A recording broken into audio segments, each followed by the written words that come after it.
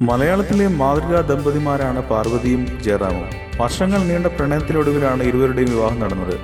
ജയറാമിനെ വിവാഹം കഴിക്കുന്നതിനോട് പാർവതിയുടെ അമ്മയ്ക്കും കുടുംബത്തിലെ മറ്റുള്ളവർക്കും ഒട്ടും യോജിപ്പില്ലായിരുന്നു. ആ പ്രണയ വിവാഹത്തിന് പിന്നിൽ മണിയൻപിള്ള രാജുവിന്റെ ശക്തമായ കരങ്ങളുണ്ട് എന്ന് പറയാതിരിക്കാൻ കഴിയില്ല. അതിന്റെ പേരിൽ പാർവതിയുടെ അമ്മയും മണിയൻപിള്ള രാജുവും തമ്മിൽ ശക്തമായൊരു സംഭാഷണം നടന്നിട്ടുണ്ട്. പാർവതിയുടെയും ജയറാമിന്റെയും പ്രണയം പൂത്തുലഞ്ഞു നിൽക്കുന്ന സമയമാണ്. വിവരമറിഞ്ഞ പാർവതിയുടെ വീട്ടുകാർ ഇനി ജയറാമിനൊപ്പം പാർവതിയെ അഭിനയിക്കില്ല എന്ന് തീരുമാനിച്ചു. ഒരു തരത്തിലും ഇരുവർക്കും പരസ്പരം കാണാനോ മിണ്ടാനോ ഉള്ള അവസരം വീട്ടുകാർ വിലക്കി. പാർവതിയുടെ വീട്ടിൽ ആരെങ്കിലും ഫോൺ വിളിച്ചാൽ ആദ്യം നടിയുടെ അമ്മ ഫോൺ എടുക്കും, എന്നിട്ടേ പാർവതിക്ക് കൊടുക്കുമായിരുന്നുള്ളൂ. ഈ അവസരത്തിൽ ജയറാം മണിയൻപിള്ള രാജുവിന്റെ അടുത്തെത്തി തന്റെ വേദന പറഞ്ഞു. രാജു പാർവതിയെ വിളിച്ചു.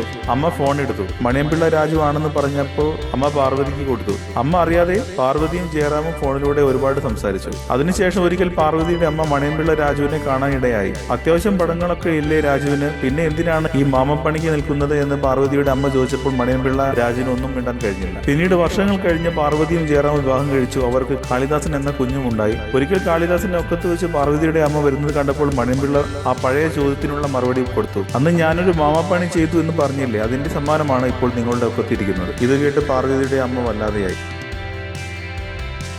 കൂടുതൽ സിനിമാ വാർത്തകൾക്കും വിശേഷങ്ങൾക്കും ഇപ്പോൾ തന്നെ സബ്സ്ക്രൈബ് ചെയ്യൂ മലയാളം ക്രിയേഷൻസ്.